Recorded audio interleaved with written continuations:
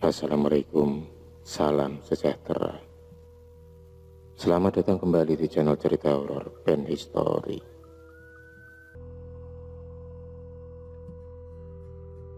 Sebuah cerita lama yang dikisahkan oleh Mbah Markum. Kisah tentang seorang pemuda yang mendalami sebuah ilmu hitam dan sesat.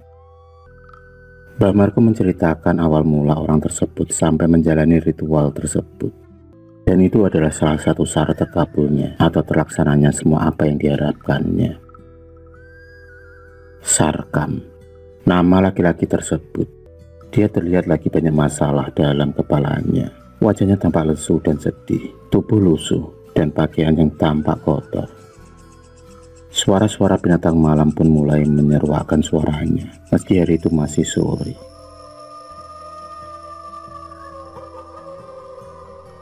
Setapak demi setapak, dan tak terasa, Sarkam pun masuk ke dalam lebatnya hutan dan membuat suasana semakin ngeri. Semak-semak belukar dan pohon-pohon tinggi besar menjulang. Di sana cahaya mulai gelap, tampak cahaya mulai redup karena rindangnya pepohonan yang seakan menutupi hutan tersebut. Sarkam pun terus berjalan lunglai. Dia pun berjalan lebih dalam lagi masuk ke dalam hutan tersebut. Seakan tak ada rasa takut sama sekali baginya.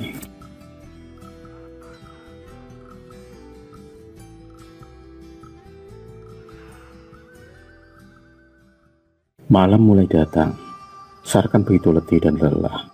Ia tiba di sebuah pohon yang sangat besar dan terlihat angker. Tiba-tiba, ia tersungkur lunglai lemas tak berdaya. Ternyata ia pingsan saat itu. Suara-suara binatang malam mulai muncul bersaut-sautan mengiringi gelap malam itu. Suasana dingin terasa menusuk tulang. Tak terasa Sarkam berada di alam lain dalam pingsannya. Ia merasa berada di sebuah kerajaan yang sangat luas. Sarkam tampak kebingungan dan takjub dengan istana yang begitu indah dan mewah itu.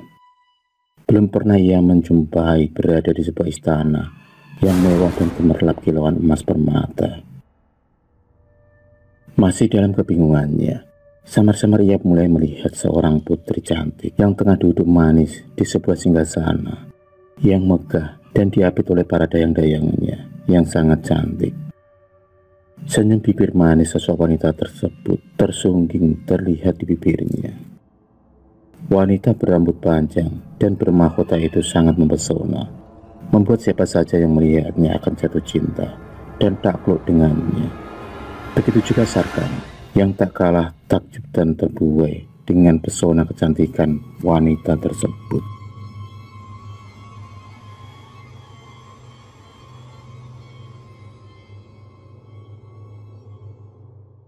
Sarkam kemudian dihampiri oleh dua dayang dan diajak berjalan menuju ke sebuah tempat.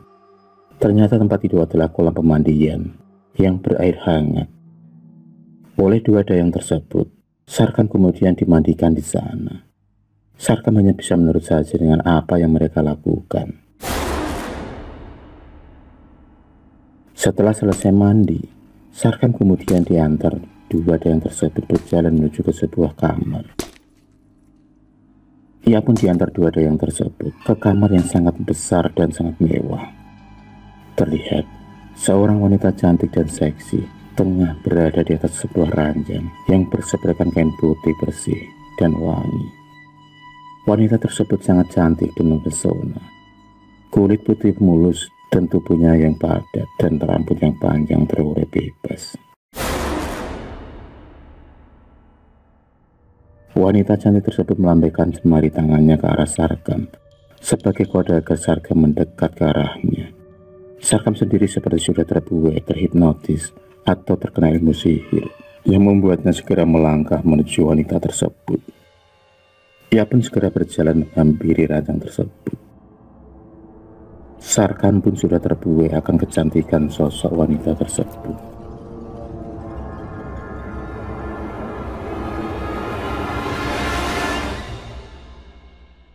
Sarkam begitu terpesona akan kecantikan dan kemolekan wanita tersebut. Sungguh tak disangka, ia akan bertemu dengan sosok wanita yang sangat cantik dan sangat seksi dan menggairahkan. Di atas ranjang itulah mereka berdua ngobrol. Entah apa yang dikatakan oleh sosok wanita cantik tersebut kepada Sarkam. Mereka berdua saling menatap satu sama lain. Tatapan penuh cinta dan penuh gairah yang mulai mereka rasakan, terutama oleh Sarkam yang begitu bergairah bersentuhan tubuh dengan wanita tersebut. Bau harum semerbak yang keluar dari sekujur tubuh wanita tersebut sangat menggoda Sarkam. Ia pun seakan terbuai akan indahnya surga dunia. Kata-kata yang dibisikkan wanita tersebut membuatnya seakan semakin bergairah. Dua insan berbeda alam tengah terbuai oleh kenikmatan surga dunia. Sentuhan demi sentuhan saling mereka rasakan. Udara hangat dan aroma wewangian yang begitu wangi menambah suasana romantis. Malam itu mereka larut berdua. Sarkam menjadi pemuas gairah sang ratu alam gaib.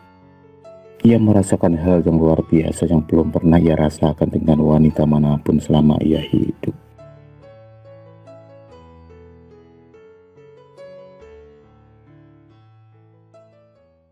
Di alam dunia sendiri, Ningsih istri Sarkam mencari-cari keberadaan suaminya. Ia bingung, sudah hampir 2 minggu Sarkam tak pulang ke rumah. Sudah dicari ke sana kemari, namun masih tak kunjung ketemu juga. Tak ada satu orang pun yang melihat kepergian Sarkam. Ia hanya bisa menangis. Hanya itu yang bisa dilakukan oleh Ningsih, menunggu suaminya pulang. Memang beberapa hari sebelum Sarkam pergi, pernah mereka berdua terlibat pertengkaran antara Ningsih dan Sarkam. Yang saat itu Sarkam pulang malam dengan kondisi mabuk berat oleh arak. Pertengkaran tak terhindarkan lagi, dan Sarkam pun sampai naik darah memukuli Ningsih, yang tak lain adalah istrinya sendiri. Sarkam sendiri sering melantarkan Ningsih dan Ambar, anak perempuan satu-satunya.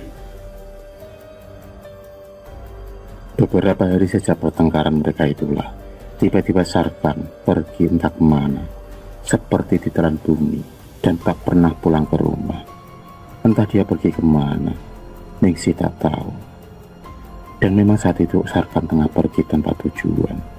Dia hanya berjalan mengikuti kaki melangkah, hingga ia pun memasuki hutan Gondomayit yang terkenal sangat angker dan wingit di daerah itu.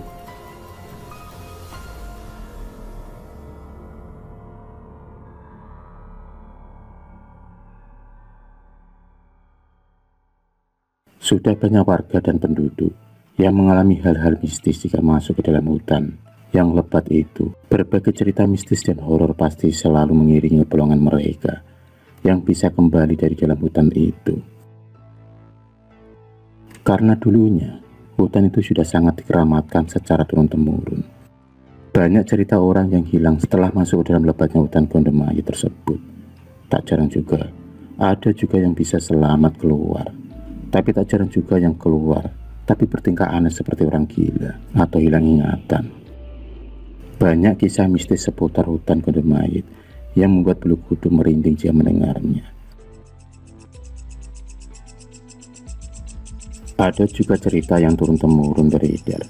Kalau di dalam hutan tersebut juga ada tempat untuk mencari pesugihan.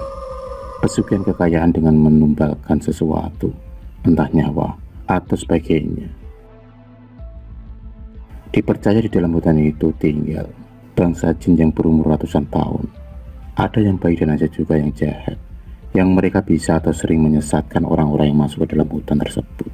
Hutan yang sangat angker dan gelap.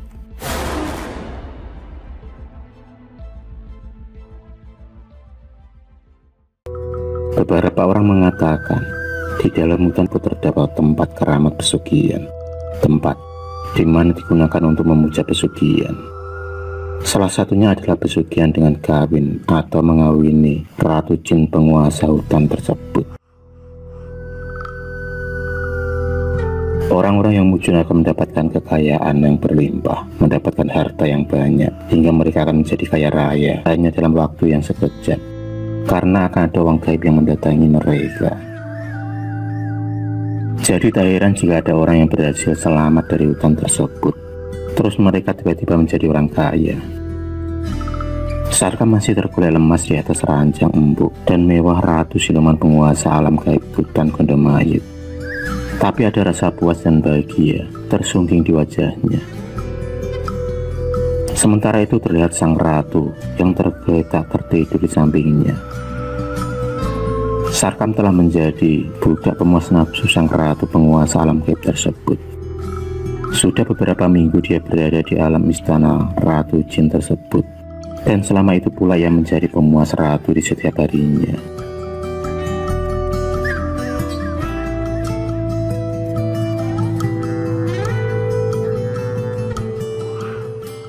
Suatu ketika sang ratu mengatakan kepada Sarkam kalau dia akan memberikan uang dan emas yang banyak dan berlimpah sebagai imbalan dari Sarkam yang telah memuaskan dan menuruti kehendaknya selama ini.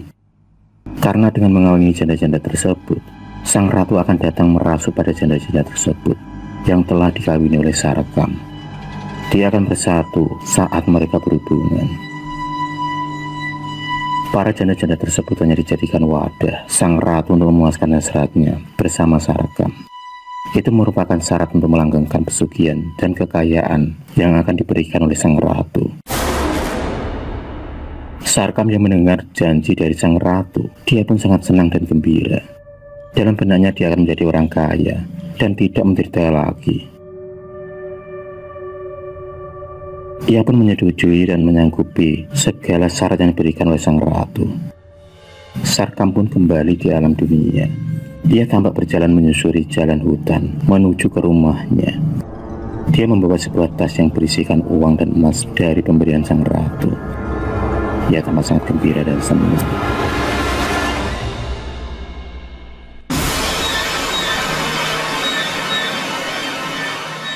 Sampailah Sarkam tiba di depan rumahnya. Ia pun kemudian mengetuk pintu rumahnya.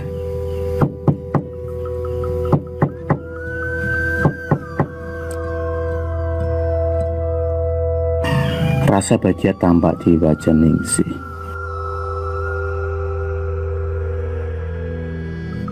Hari-hari pun berganti. Kehidupan Sarkam dan Ningsih mulai membaik. Rumah mereka berubah menjadi lebih baik. Kebutuhan keluarga juga tercukupi.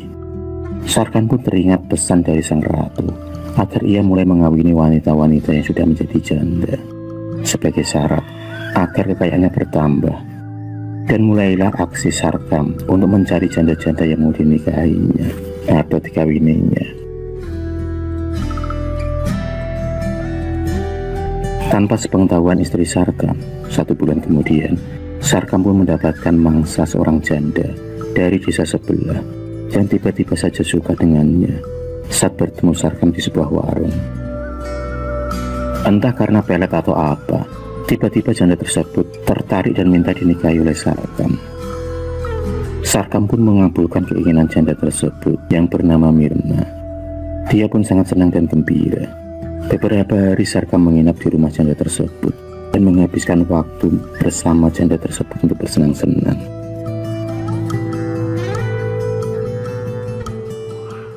Janji sang ratu jin penguasa hutan Gondomayut itu pun benar terjadi. Setiap Sarkam mendapatkan mangsa seorang janda dan bersedia dikawin oleh Sarkam, maka uang dan emas akan muncul secara tiba-tiba. Maka kekayaannya pun akan bertambah di hari tersebut. Bulan demi bulan kekayaannya tambah banyak dan semakin kaya dengan uang dan emas yang didapatkannya. Sampai saat itu sudah 10 janda lebih yang terperdaya oleh bujuk rayu Sarkam. Mereka menjadi jembatan Sarkam dalam mendapatkan uang pesugihan. Karena setiap Sarkam berhubungan dengan mereka, maka detik itulah ia akan mendapatkan uang dan emas yang berlebih. Sarkam pun semakin kecanduan ketagihan akan obsesinya menjadi orang kaya, dan lebih lagi dengan harta yang didapatkannya. Dia juga mendapatkan tubuh-tubuh para janda yang jatuh ke tangannya. kepuasan dan harta dapat didapatkannya bersama. Sarkam tak lagi memandang umur para janda yang dijadikannya tumbal. 3 dari janda yang menjadi korbannya meninggal dengan nasib yang tragis. 4 lainnya meninggal tanpa sebab. Dan ada beberapa janda yang kini menderita sakit aneh.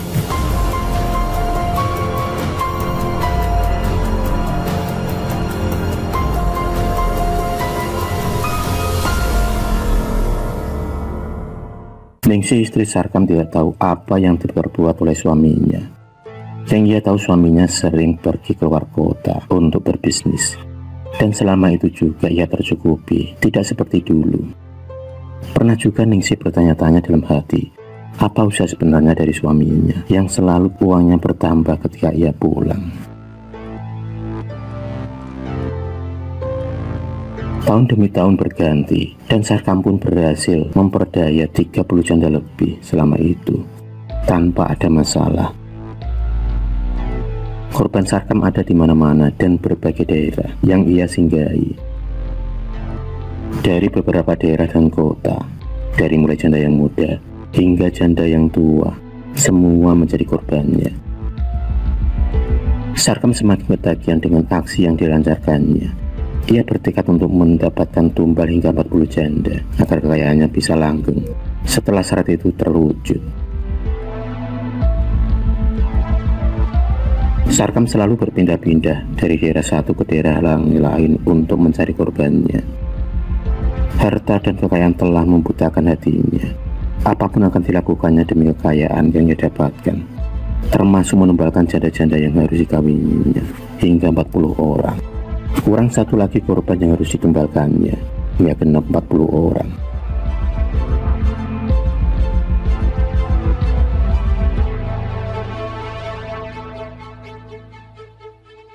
Suatu hari Sarkam bertemu seorang janda, sebut saja namanya Siska. Mereka berdua menjalin hubungan sudah sekitar 2 mingguan. Namun Siska belum mau berhubungan dengan Sarkam. Rupanya Siska menginginkan lebih dari Sarkam. Sarkam yang mempunyai uang yang banyak, ia pun kemudian menuruti apa saja keinginan Siska. Tanpa disadari oleh Sarkam, ternyata Siska hanya mengincar harta Sarkam saja. Sudah banyak yang didapatkan oleh Siska dari Sarkam, dari mulai emas, uang, dan juga rumah baru yang diberikan oleh Sarkam untuk menaklukkan hati Siska agar mau dikawin olehnya.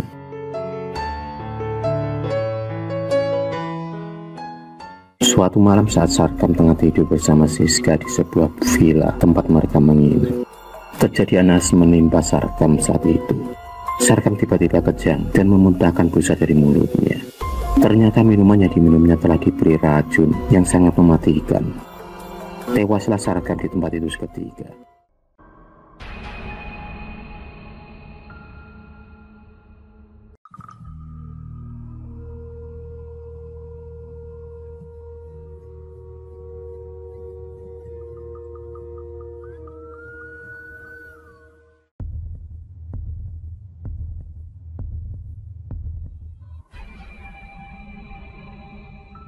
Terima kasih sudah menonton video cerita bergambar ini. Klik subscribe untuk terus menonton video-video cerita bergambar selanjutnya. Semangat berkarya.